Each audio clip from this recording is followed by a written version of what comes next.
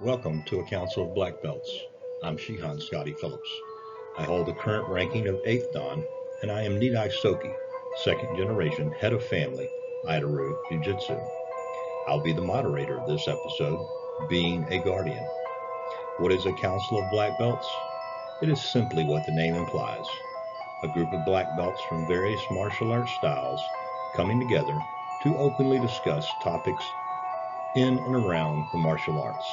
In addition, it's an open and honest discussion, not only in martial arts studies and/or instruction, but how to incorporate the martial arts into one's daily life.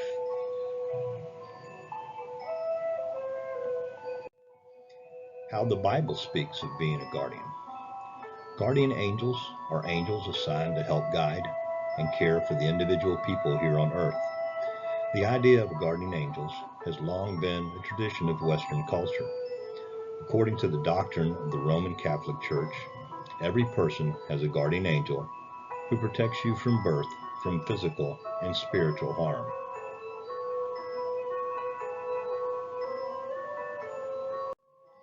Our topic of discussion today is being a guardian. An internet search defines a guardian as follows: a defender, protector, or keeper. A person who looks after and is legally responsible for someone who is unable to manage their own affairs, especially an incompetent or disabled person or a child whose parents have died. For our purpose of this discussion, we will look at being a guardian in the discipline study of martial arts leadership, as outlined in the Guardian Manual, Lessons in the Martial Arts Leadership, developed by the World Martial Arts Congress. Before we begin our discussion, let's define what is the World Martial Arts Congress. The World Martial Arts Congress, or WMAC, was founded 75 years ago and is a benevolent council of martial arts educated to guide present and future martial artists on a traditional path to sustain quality progression in all phases and style of their respective martial arts style. The WMAC has two primary functions: develop ethical martial arts leaders and develop competent martial arts teachers.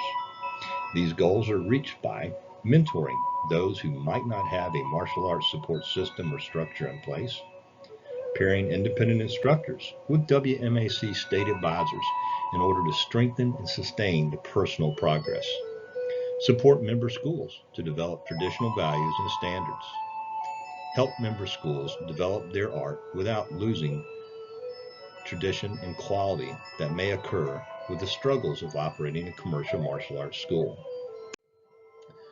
The primary responsibilities of the World Martial Arts Congress: strengthen the weak. A large contingent of martial arts artists, both young and old, are traditionally trained, but misguided or misdirected by media and commercial hardships. Heal the sick. Many martial arts instructors have been taught a watered-down version of their art. They lack the insight and knowledge to properly teach their art. Search for the lost. There are a large number of disheartened ex-martial arts students who have left the fold for many reasons: the loss of an instructor, weak or corrupt school, no traditional values being taught, just to list a few of the reasons. Bring back the lost.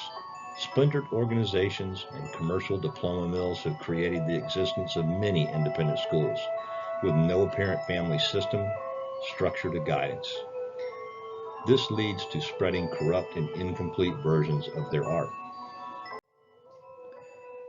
What are the paths of being a guardian? The first, the path of the protector. The protector witnesses the effort and work of the guardians who have the martial arts skill and gain a desire to learn these skills. Path of the guardians. The guardian is the protector of themselves, their family and friends, and are apprentices under the warriors. Path of the warrior. The warrior is the trainer of the guardians and a first-line defender of the tribe, government, and country, and the warrior can be sent off to wage war in defense of those things. The path of the scholar. The scholar is the trainer and mentor of the warriors. The scholar was once a great warrior in their day and is now in charge of using their knowledge and research to train warriors who will be superior in skill to the scholar. Being a martial artist is an honorable endeavor which can benefit students by challenging them physically and mentally, as well as helping them to develop strong character. Serving as a developmental guide for martial artists, it is recommended that a lesson of leadership should serve as a guide to behavior and strong character traits, to focus on the positive development of these personal traits as leaders in development. The World Martial Arts Congress Leadership Course for Becoming a Guardian outlines 36 character traits, which are the very roots of the martial arts. They each focus on the positive development of the whole person, to become a positive influence on those close to them and their community. These 36 character traits, or the roots of martial artists, in the Guardianship Leadership Program are listed below.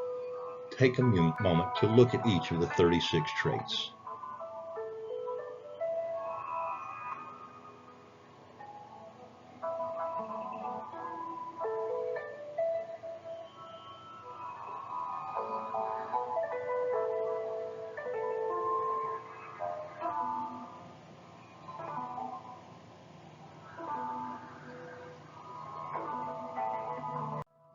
The panel is now open for discussion.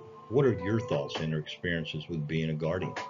Please feel free to share your thoughts as well as additional topics you would like to see discussed.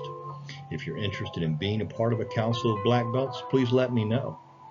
We've also added an additional topic to our discussions called What Would Soki Say? This segment will allow us to hear the thoughts from those no longer with us on this side of the dojo.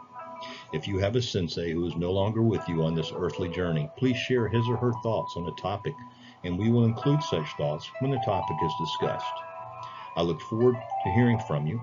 Reach out to me via email at Aido-Ryu1982@gmail.com. That's AIDORYU1982@gmail.com. Now, enjoy some of the thoughts of the other members of the Black Belt Council. First, we hear from Grandmaster Richard Hackworth. What is a guardian? A guardian is someone who protects himself, his family, and his community. For my generation, every male was raised to be a guardian. Fathers were the household heroes who kept the community safe. They were my role models of what it is to be a guardian. Being a guardian is a crucial part of family life, especially your children's lives, in influencing the way they grow up.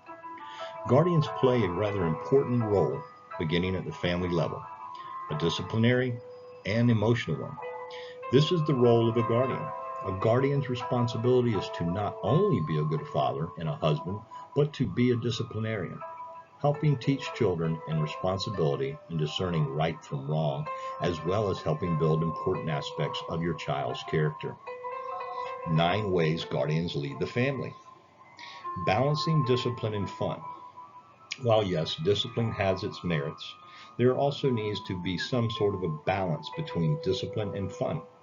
Being stern but fair is the right way to go about it, since it's up to you to help build your child's character. Being a good role model. Children, despite sometimes saying they don't like you or getting into a fight with you, often tend to imitate their parents.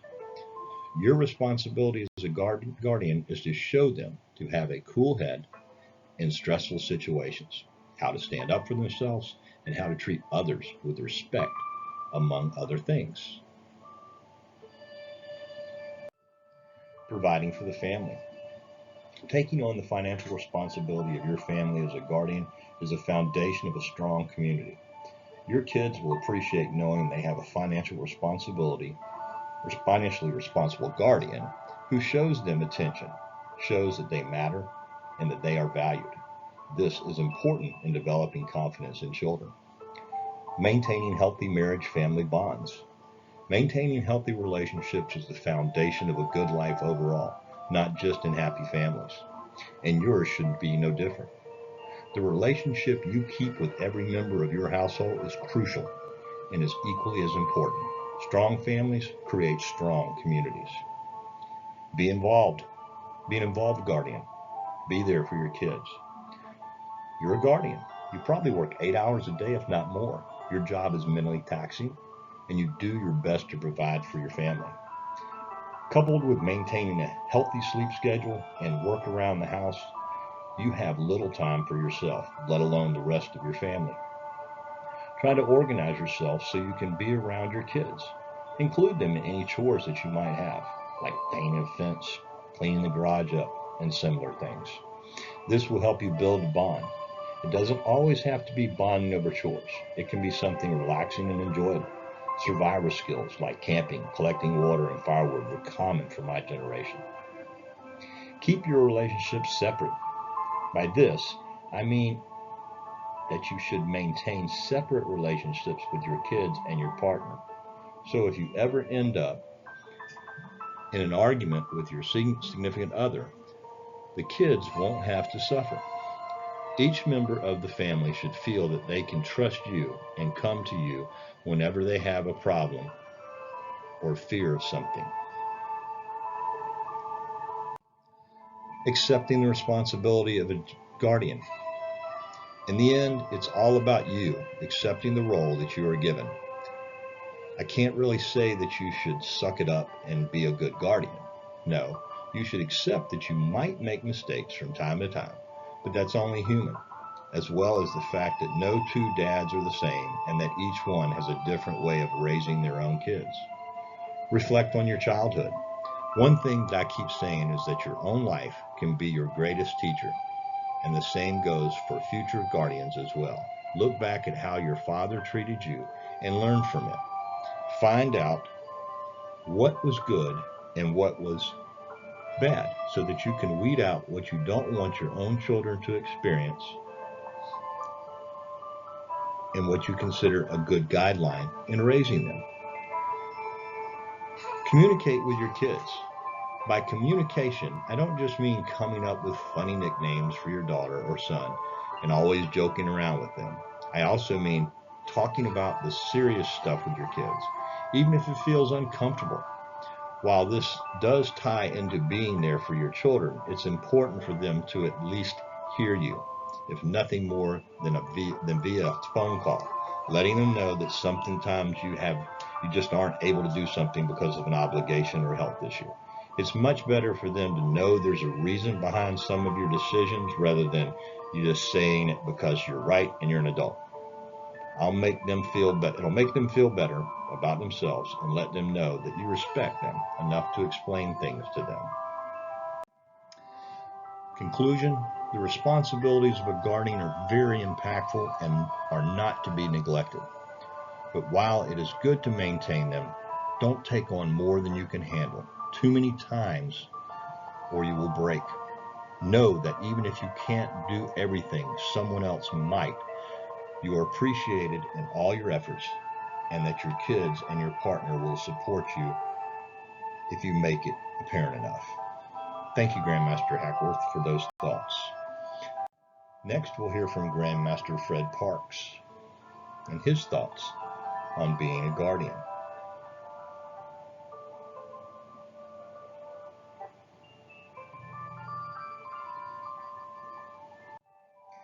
The term guardian is used in many contexts, from the Bible to legal documents. The main theme of all is to guide and be an overseer, to provide counsel, and to direct those who are beginning a journey. I want to look at those in martial arts that are guardians. These are people that are not the highest ranked black belts. They are the people who work with the underbelt students. What are the qualifications to being a guardian?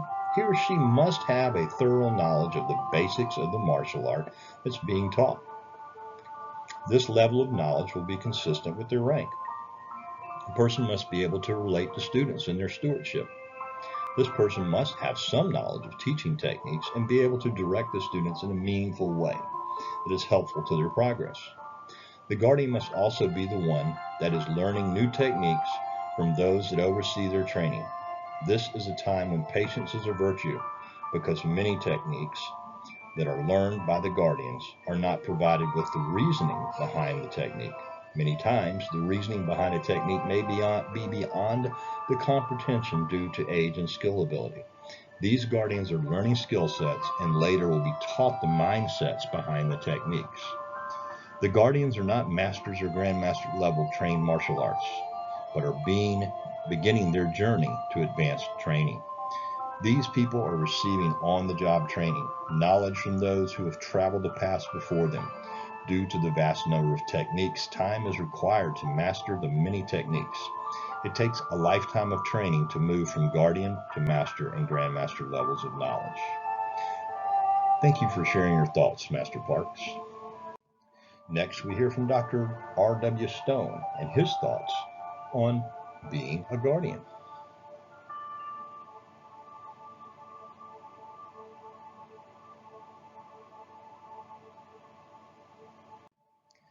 The path of the guardian. In reality, there are 4 levels or paths to be traveled and completed during one's journey to become a true martial artist. The path of the protected. The first path to walk is that of the protected. They witness the effort and work of the guardians or protectors who do have martial arts skills. The protected in turn gain a desire to learn skills but still lack sufficient training and experience. The path of the guardians. The second path that one must travel is that of the guardians. These are the protectors of themselves, their family, and friends. They are apprentices under the warriors. The path of the warrior. The third path to follow is that of the warrior. He is the trainer of guardians, the first-line defender of the tribe, the government, and country. Because of their training and experience, they can be sent off to wage war in defense of those things they hold so dearly. The fourth path, the path of the scholar, is to walk the way of the scholar. The scholar is a trainer, a mentor of warriors. This person was a great warrior in their day and is now in charge of using their knowledge, research, and life's lessons to train the warriors. These warriors, in turn, are expected to eventually be superior in skill to their mentors, because in addition to their own experiences, they will be given knowledge based on the experience of their mentors, knowledge the warriors did not have to personally endure in order to learn from, but that they carried and added on to as their own. Since the martial arts have their origins in developing and teaching fighting skills, the martial arts have their roots in military culture and combat. Just as a soldier progresses in both knowledge, ability, and rank based on training, combative experience, and later teaching of those acquired skills, so too does the martial arts. Just as a raw armor recruit or boot has little, if any, combative skills, and must be taught to develop them through rigorous structured training, so too must the martial artists progress through the lower ranks until gaining both proficiency and competence. The lower ranks and their families would be the protected, and they learn from watching and learning from the guardians. The second path that one must travel is that of the guardians. These are the protectors of themselves, their families, and friends. They are apprentices under the warriors. In military terms, they would be the everyday soldier. While they too can still learn and progress up the ranks to become a true warrior, they have sufficient skills to help with basic instruction and to help fight the good fight with those more heavily trained. After having passed through the lower ranks and completed the basic training requirement of a guardian, such individuals will have been instructed with a code of honor or ethics. As the saying goes, with great power comes great responsibility, and by the time the guardian level is reached, besides technical skills, individuals have learned what is expected of them morally, legally, and ethically. While a guardian would not truly seek confrontation, he or she is no longer afraid to face it and will use their skills to serve and protect. By this we mean to serve the community and protect the innocent or helpless.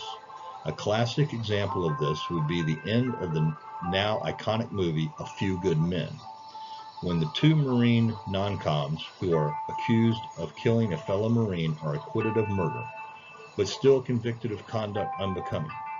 One of the pair turns to his sergeant, the other, and questions the verdict. The sergeant turns to him and replies that they were Marines, and as such had a duty to protect the weak and the sick, not punish them.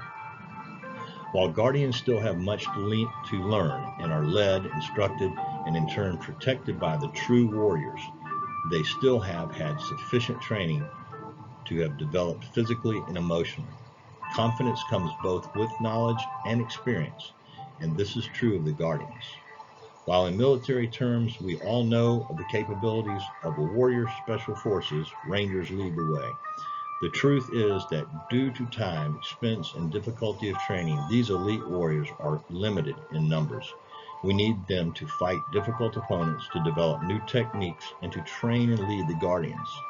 However, our countries depend on the main body of simple soldiers for its defense. So it is with the martial arts guardians.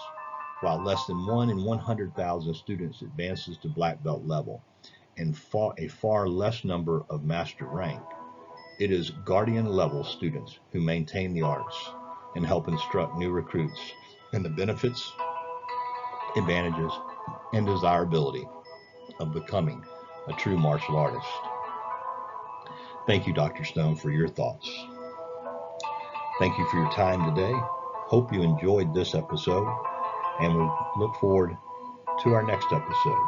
Until then, have a blessed day.